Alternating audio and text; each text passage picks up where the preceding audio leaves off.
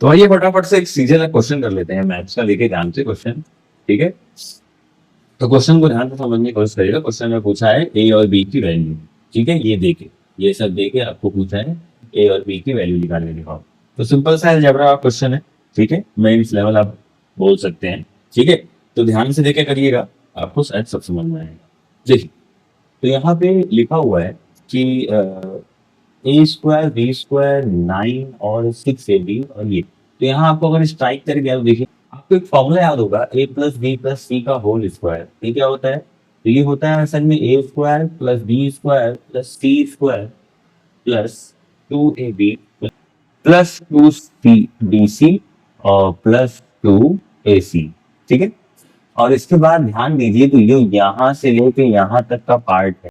यहाँ पर हम लोग क्या करेंगे, सिंपल सा लिखते हैं सबसे पहले साथ में A square plus B square plus 3 square plus sorry minus 6ab minus 2ab plus 6a। अब ध्यान दीजिएगा कि ये जो दो माइनस हैं, ये आप कैसे लेंगे, ये वाले और ये वाले।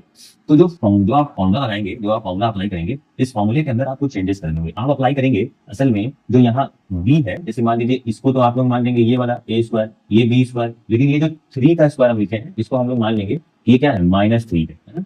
और फिर उसके बाद से ये फॉर्मूले में आप देखेंगे तो मल्टीप्लाई होकर आपका माइनस भी आ जाएगा, है ना। तो कैसे बनाएंगे फॉर्मूला, देखिए ध्यान से। तो ए स्क्वायर है ना, ये जो आपका है ए और माइनस बी है ना, प्लस सी और इन सबका होल स्क्वायर। बस यहाँ सी की जगह क्या हो जाएगा, सी की जगह जो आपका ये है, यानी कि देखिए बी तो आपका हो गया, अब सी की जगह आपका क्या है, 3 है, तो यहाँ आप 3 लिख देंगे, तो ये बन गया। अब इसके बाद आपका ये चीज लिखा हुआ था, तो ये चीज लिख देंगे हम लोग, तो क्या लिखेंगे, प्लस ए प्लस बी माइनस 4 का होल स्क्वायर। अब देखिए इसको फटाक से सॉल्व कर लीजिएगा। अब देखिए दोनों होल स्क्वायर है और इक्वल टू 0 है, तो इक्वल टू 0 तभी हो सकता है जब इसकी वैल्यू भी 0 हो और इसकी वैल्यू भी 0 हो, क्योंकि देखिए होल स्क्वायर कभी नेगेटिव नहीं होगा, तो ध्यान रखिएगा दोनों 0 ही होगा। अब अलग अलग दोनों को 0 लेकर सॉल्व कर लीजिए। जैसे एग्जांपल के लिए हम ले लेते हैं, जैसे A minus B plus C और इक्वल टू 0, और ये भी क्या होगा, A plus B minus 4 equal to 0। ठीक है, तो डायरेक्ट देखिए कट जाएगा ऐसे, और कटने के बाद ध्यान दीजिएगा तो क्या आंसर आएगा, 2a माइनस 1 इक्वल टू 0।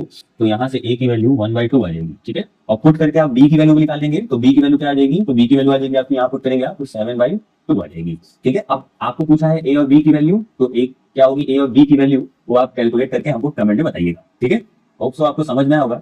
समझ में आया, सीखते रहिए, आगे बढ़ते